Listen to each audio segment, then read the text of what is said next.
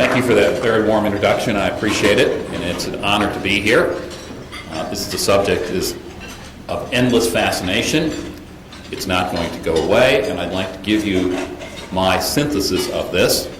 I will tell you there are many facts that are underappreciated about global warming, and there are many fictions that are overly publicized. We will go through those. Think of what I'm doing. I'm going to walk around the stage because I'd like to. I'm giving you the argument for the next time you're at that cocktail party and you say, no, I think global warming is kind of overblown, and you get herded into a corner by a bunch of people brandishing carrot sticks dipped in blue cheese sauce. Well, here are the answers to your many questions. First of all, let's talk a little bit about climate change, put it in some perspective. This is from the first book that popularized the notion that climate could change on socially important timescales. It was published in 1972 by Emmanuel Wadru. It's called Times of Peace, Times of Famine, Climate since the year 1000. And in it, he looked at monastic records of grape harvests and was able to deduce very worthwhile looking at the record of the warming that began in 1976. Note, here's the big El Nino of 1998. Note something funny happens. You can actually see a slight cooling trend in the data for the last 10 years. Now, it's unfair to pick on the El Nino. And it's also unfair to pick on the La Nina. El Nino is a reversal of the winds that shuts down the trade winds in the Pacific Ocean. And so the water cold water cannot upwell off of South America. When the El Nino goes away, all that non-upwelled cold water is sitting down there, and boom, it comes to the surface when the trade winds return, and so the temperature drops. So El Nino, La Nina. But look here. That looks like 7 years of going down. You see that in computer models? Did you read the news yesterday? Did anybody read the news yesterday? I'll get to the fine print. The reason that this occurred, many people think, is because of the fact that the sun got pretty cold and El Nino tended to remain in its cold La Nina phase. And then these guys here published a paper that got the New York Times yesterday. Our results suggest that global surface temperatures may not increase over the next decade as natural climate variations in the North Atlantic and tropical Pacific temporarily offset projected anthropogenerated warming. That's right. You're looking at almost 2 decades of no warming or maybe a cooling. Now, Mr. Gore, how many times did you tell me the science is settled on this, that the Earth was on a warming trend? In the documents of the United Nations Intergovernmental Panel on Climate Change, the compendium that came out in 2007, did it ever say that there was any probability that there would be no warming for the 2 decades centered around the point at which it came out? The answer is it did not. So, the next time somebody tells you the science is settled on this, please ask him about what's happened since 1998 and why our scientists now projecting that you're not going to see any warming until the middle of the next decade. And what does that tell you about warming? This big carbon dioxide signal could be modulated for 20 years by natural processes? God forbid if a volcano goes off. That's going to really tank it. And the probability of a reasonable volcano in the next 10 years is not that small. What this means, and this has been my message to people for literally 15 years, is that the sensitivity of the temperature to carbon dioxide has been overestimated. Meaning the amount of climate change you get some, for putting CO2 in the atmosphere was overcalculated. I have seen 6 papers in very recent times, including one that I just reviewed the day before I came here, all demonstrating independently that it's been overestimated. So, that should be the end of your little apocalypse. But of course, the political process grinds on. Now, this is proof of what I just said. This is the United Nations IPCC AR4, means Fourth Scientific Assessment, that's 2007, A1B temperature changes. This is the temperature change scenario for what they call their medium carbon dioxide input scenario. The colored spaghetti are individual climate models. The dashed lines are the average of the individual climate models. Does anybody here see any one of these models holding itself flat or declining for 2 decades? No, you don't. That tells me one thing. My analysis at the end of this talk is going to relate to the behavior of these models. And I will offer you the following, that this warming line here, constant rate of warming line, represents the worst case. Because there is nothing in here that allows this to go flat or negative for 20 years. Anyway, let's talk about now the scare stories. Antarctica. We'll start down there and then we'll go further north. This is a quote from Gore's book. The second canary in the coal mine is Antarctica. I guess I didn't know there were canaries in Antarctica, nor were there coal mines, but let's torture as many metaphors as we can mix. This is the book from Gore's book. At right is the Antarctic Peninsula. Each orange splotch represents an ice shelf the size of Rhode Island or larger that has broken up since 1979. And Gore actually did a very nice job here. He put this in perspective. Here is the Antarctic Peninsula. Here's the rest of Antarctica. All the reports you see on global warming, almost all of them come out of the Antarctic Peninsula. Let me see if I can show you why. Here's the Antarctic Peninsula here. The oranger it is, the warmer it's gotten since 1966. And you can see there's a big warming around the Antarctic Peninsula. Antarctic Peninsula is this spit of land that extends out toward Tierra del Fuego. People can actually live there. How many weather stations do you think there are in here compared to what there are in the Antarctic Peninsula? Obviously, nobody wants to freeze to death. So most of the research is done on the peninsula, which is a very small portion of Antarctica. But the Antarctic ice sheets are in decline. Well, this is data from the GRACE satellite.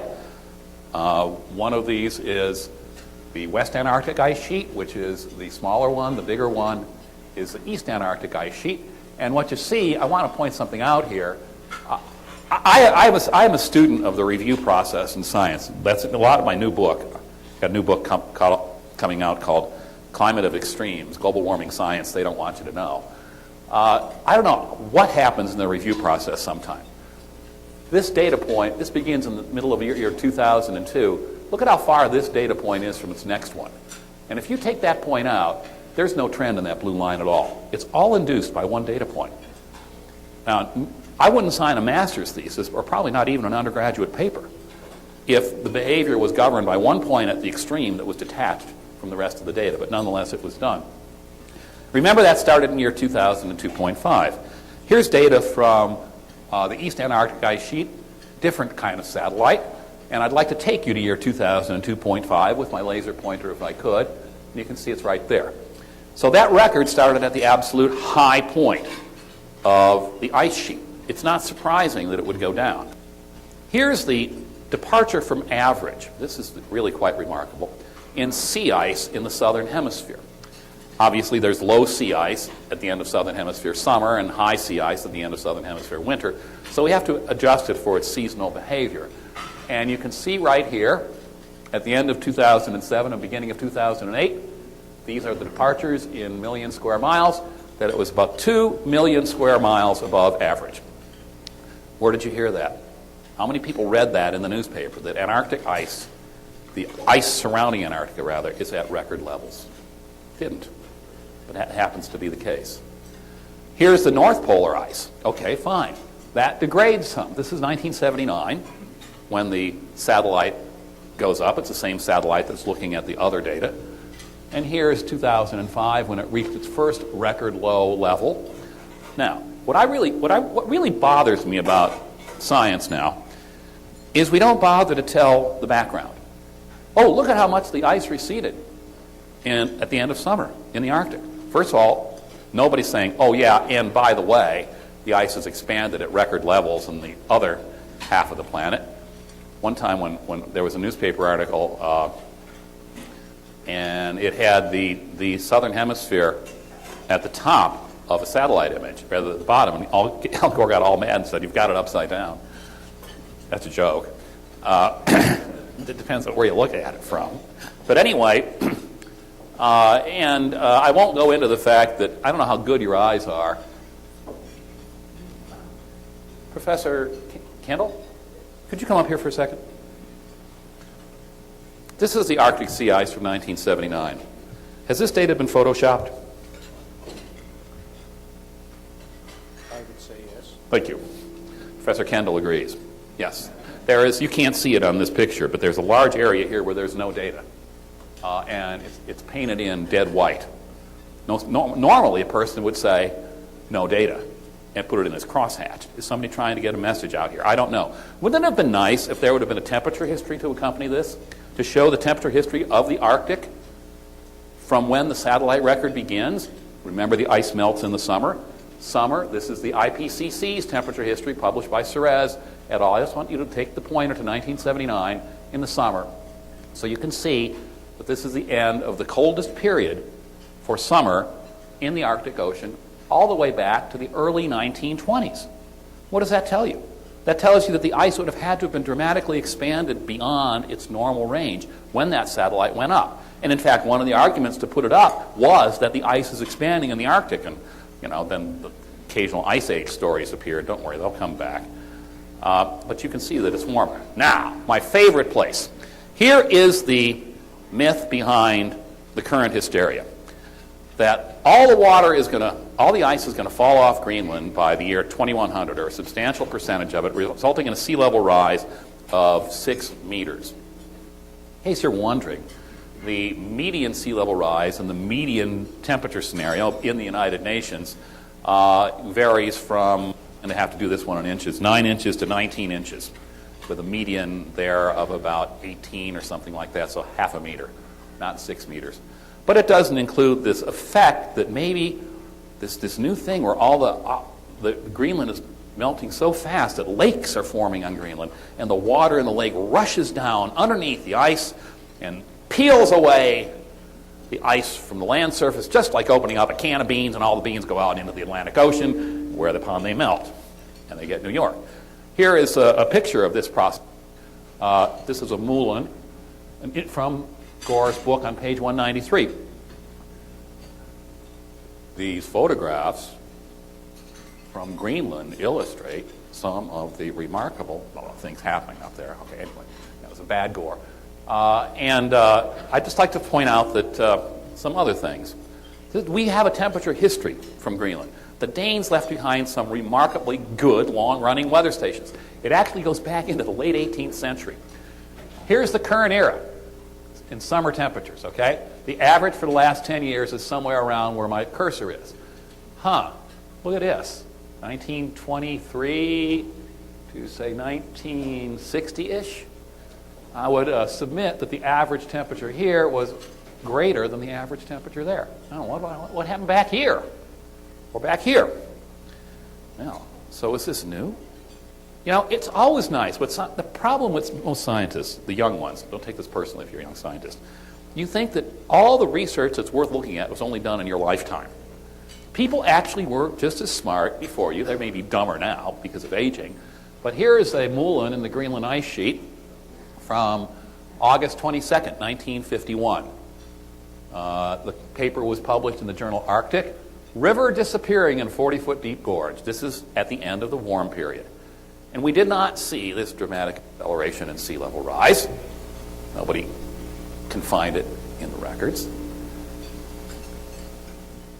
Then, 2 weeks ago, these guys, Johan and Das, publish a paper in Science where they say, we observed a huge number of these glaciers in West Antarctica, West Greenland. We can't find any evidence for this speed up. And then we saw a huge lake dump a volume of water faster than Niagara Falls into one of these glaciers. The water disappeared. The glacier sped up. It did for 2 days and then stopped. So they said it doesn't look like the end of the world after all. In fact, we saw a brief speed up, but then a couple days later, really things didn't look much different than they did before. Satellite measurements show the same thing was happening over hundreds of miles of western Greenland. The bottom line is that the meltwater does lubricate the ice, but the effect on global sea level is less than 1/4 of an inch per decade. That's right. Interestingly enough, the United Nations actually predicts more ice melt from Greenland than from this. This, by the way, was on NPR which is our state radio, and generally they are not given to reporting such things. Ah, yes, Warming Island, the icon of global warming. Here it is in the Independent. An island made by global warming. This came out a year ago. The New York Times bit into this. A peninsula long thought to be a part of Greenland's mainland turned out to be an island when a glacier retreated. The guy who discovered this, his name is Dennis Schmidt. He hopes it will become discovered in Greenland, blah, blah, blah, blah, and he's going to name it. He's called it the Warming Island. Okay? Warming Island. And if we take a look, at Warming Island, he's a great publicist. He set up his own website. ABC, BDC, CBC, ITV, everybody went to Warming Island to have a look at the island revealed by global warming. Here it is on a modern map. You can see this. This was thought to be land. You notice the three fingers of Warming Island? Very distinctively shaped, is it not? And it's off the end of Carlsbad Fjord in eastern Greenland. This is the island when it was thought to be land, mainland. Now the ice stretches, and in satellite images by September 2005, you can see, indeed, Warming Island is an island. Yes, indeed. And here's the temperature history from the nearest weather station. It's only about 60 miles away, which is really good for Greenland, Angmasalik. You have this warming period here, and you have this warming period here. You know, somebody should ask the question, was it really thousands of years that this thing had been thought to be part of the land? Ernest Hoffer, 1957, published a book called Arctic Riviera, and it was about how warm it was in eastern Greenland in the summer. Much warmer than people thought it was, and it was rather pleasant. And in his book, Arctic Riviera, there is a map of northeast Greenland. Here's the Carlsbad Fjord. Can anybody see what I'm circling? Here, I just blew it up for you. It's an island. His profession was aerial photography. The counter to this story was published on a New York Times blog earlier this week. You know what it said? That island, that map can't be right. That was the sum and substance of it. I guess a professional aerial photographer doesn't know what he's doing. Well, several reasons it might be right. Here are past climates, and you can see this is from the original draft of the Intergovernmental Panel on Climate Change's new report. This is latitude, and this is years before present. And red means temperatures above the pre-industrial by 2 degrees C or more. This is Siberia and East Russia. Actually, it's much of northern Eurasia. And it's not just 2 degrees, by the way. It's up to 7 degrees warmer in July. Why? Because we know that the tree line, which is now 100 miles south of the Arctic Ocean, extended all the way to the Arctic Ocean. It's very simple. It's very simple. When a tree falls in the tundra, or at the edge of the tundra is very acidic and it's preserved. And so you can carbon date it. Okay? And this technique has been used. It could be used on almost everybody in this room except my host, who's older than carbon. But you can do it. And what you find out is that these trees not only extended to the Arctic Ocean, but were on islands that are in the Arctic Ocean today. And we know what summer temperature has to be required, what they require in order to not be tundra, and it's up to 7 degrees, and that was for several millennia. Now, I want to ask you a question. Let's in a satellite at the top of the globe, top right, over the North Pole, just for a second. Sorry about that. Okay. I must ask you a question. This is the Arctic Ocean. What's the only way you could get the Arctic Ocean to be so warm that the summers would be, July would be 7 degrees C warmer than it is now? You have to take water from the Atlantic, from the Gulf Stream, and there's only one door. It's right here. It has to go by the strait between Greenland and Europe. Now, that means Greenland had to have been warmer by several degrees for several millennia. Did the ice fall off of Greenland? No. End of that. Hurricanes and global warming. This, of course, is one of my favorites right here because you can actually see the increase in hurricanes. Oh, what's this number? Oh, I'm sorry, I forgot to label the y-axis. The y-axis, this is not the number of hurricanes. This is the number of news stories appearing every month in a Nexus Lexus search saying that hurricanes are getting worse because of global warming.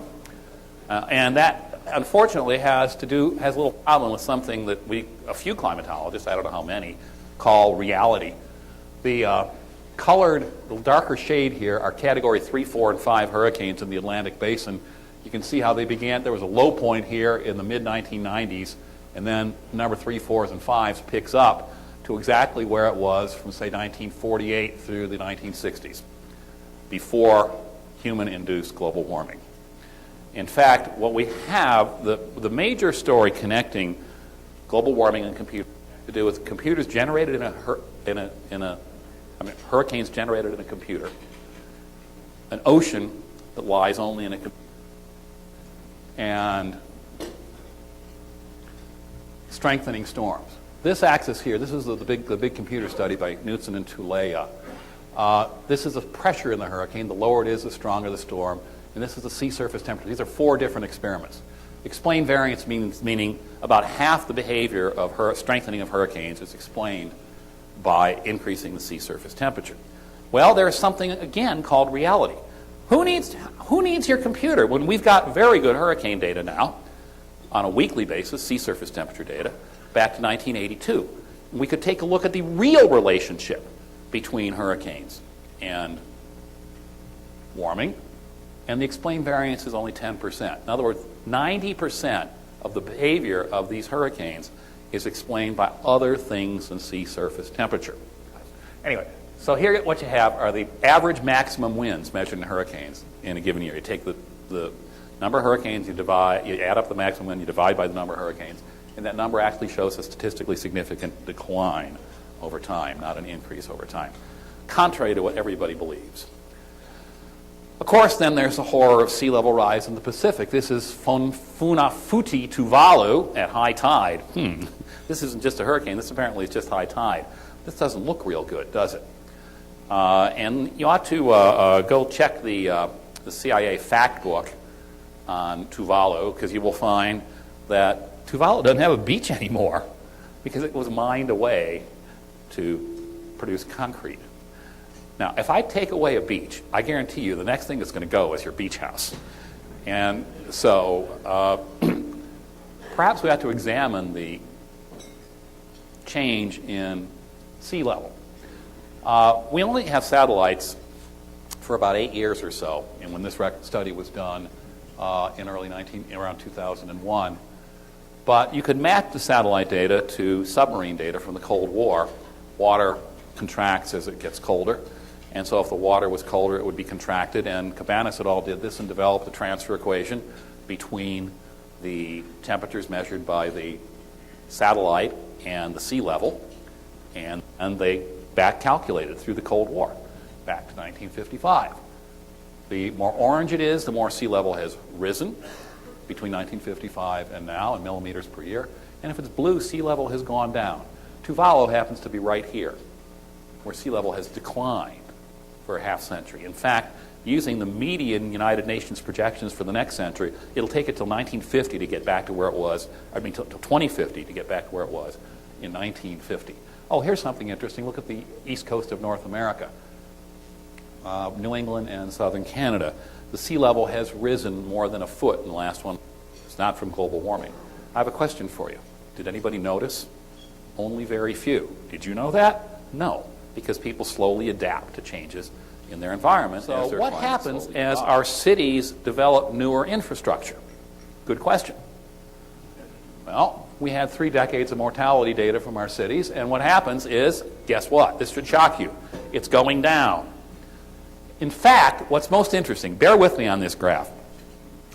Bob Davis was the senior author on this. This was the one that was the paper of the year. There are 3 periods of data that we have, and you can see the various and sundry cities. You can see the mortality dropping here. Now, the length of these bars is proportional to the amount of people that die in the heat.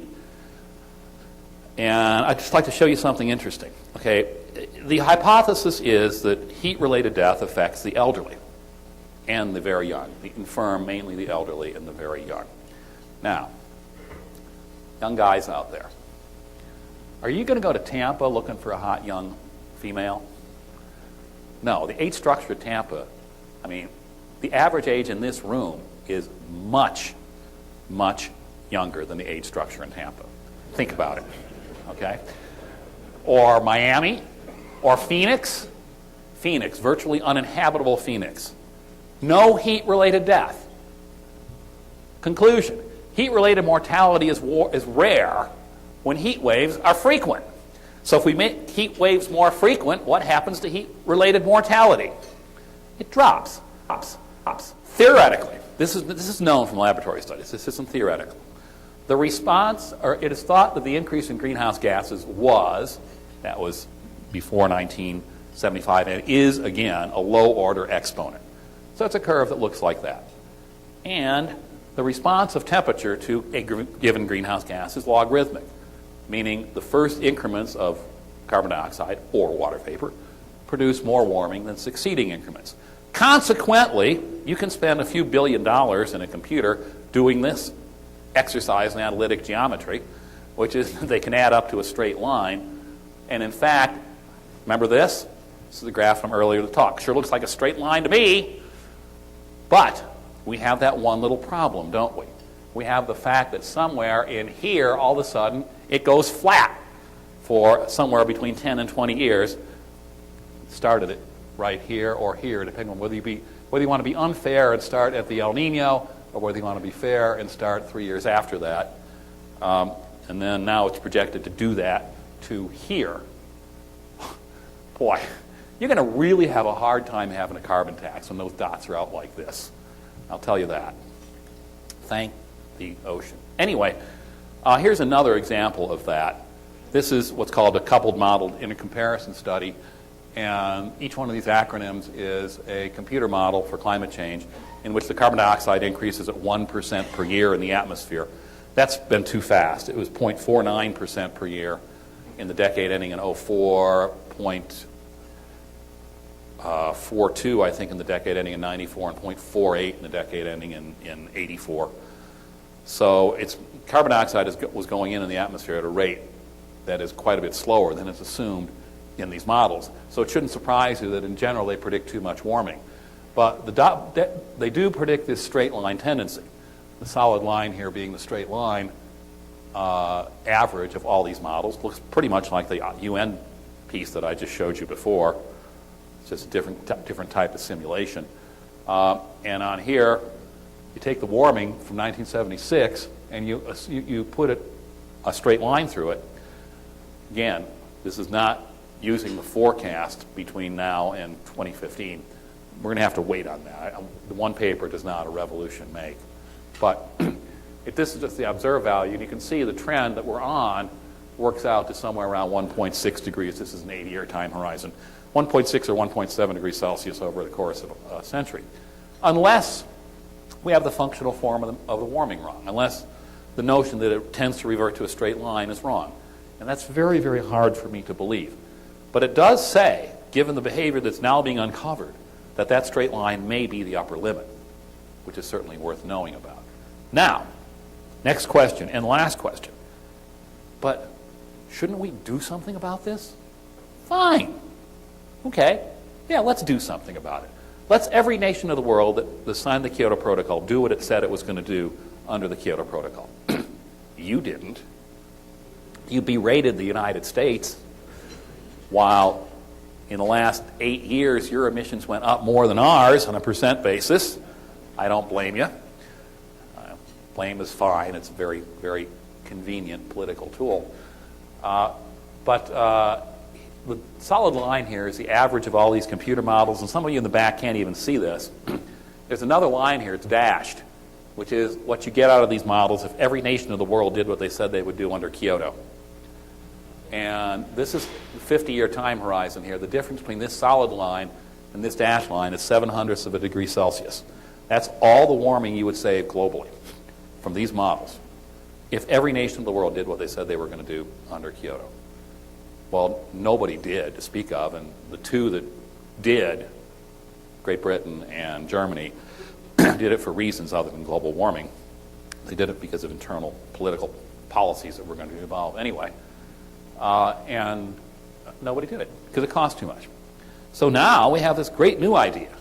We're going to pass a bill in our Congress in the United States, Lieberman-Warner, translate Lieberman-McCain, and it requires a 66% reduction in carbon dioxide emissions from the United States by the year 2050, 66% reduction from current values. That's great.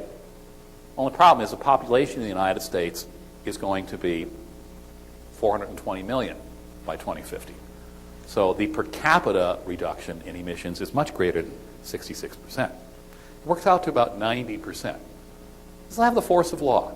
The courts have already stepped in and said, you have to enforce this, Mass v. EPA. And so how much fossil fuel power would you have in your household in the year 2050 with the force of law bearing down upon you? You will have less energy than it currently takes to run your water heater and no more. You'll have the energy value at CO2 emissions per capita of somewhere around the year 1900 when we were a horse-drawn society. Other people have argued, Steve Hemphill has argued it's even lower than that. So that's not going to work. That's just going to impoverish people. I have a better idea. If I take all your money, okay, because I'm the government, I can, and if you don't give it to me, you can go to jail, okay, especially if you make a lot of money.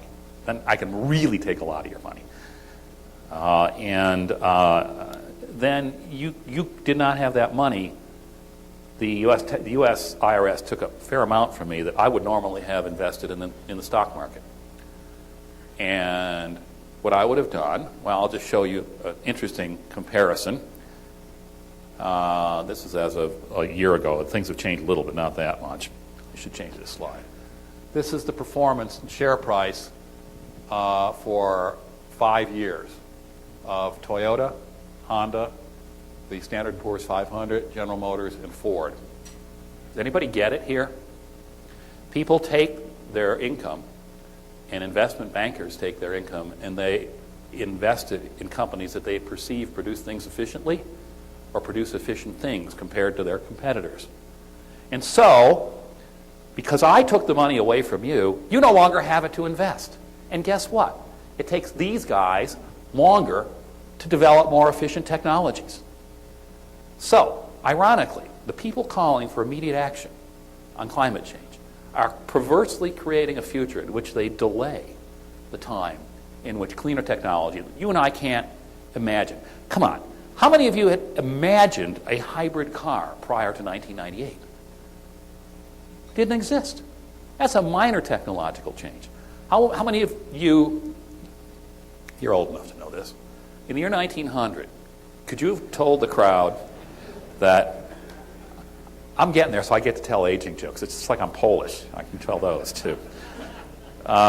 Anyway, you tell the crowd, oh yes, 1900, we're going to invent, the periodic table's pretty much worked out and it stops at uranium, but we're going to invent a new element with an atomic number beyond uranium called plutonium, and if I hold a very small amount of it in a confined space, all of Calgary blows up. And you say, are you nuts? Or you said, yeah, and then not long after that, people are going to fly around in aluminum tubes at 500 miles an hour, and there'll be a little box in their pocket, which is the size of a matchbook, which will allow them to hear every great work of music ever played or access every bit of information in the universe. What would you say? You are nuts. Well, but that's what happened. And for anybody to say that in the course of the next 100 years, if we have free economies, that similar strides will not take place flies in the face of history. If you don't believe that the year 2000 and 1900 comparison, compare 1800 to 1900. Horse-drawn, 1800, iron horse-drawn, 1900. Nobody had a clue that you could move goods and freight across the United States in 3 days in the year 1800. Anyway, Lewis and Clark, how long did they take to get there and back? Very, very long. Admittedly, they were collecting things. And the trains then weren't unionized. No, anyway, enough of that. That was very bad. At any rate, that is my message to you. It is very simple. One, we have a warming planet. People have something to do with it. 2, the warming is modest. It's at the low end of the projection range. 3, the linearized average warming in the median models may now represent the upper bound, which is even more reassuring. 4, if you want to do something about it now, you can't. You don't have the technology to do it. You can't reduce emissions 66% by 2050 with today's technology. We're having food riots around the world simply because we're burning up 33% of our corn supply. Imagine how expensive gasoline has to be to reduce consumption by 66%. No, so that's not going to happen. 5, and finally, instead, if you say the politically incorrect thing, do nothing here. Check the box that says, do nothing here. Because your economies will develop, and then you as individuals and corporations will invest in the future, knowing one thing, that the future does belong to the efficient. Thank you very much.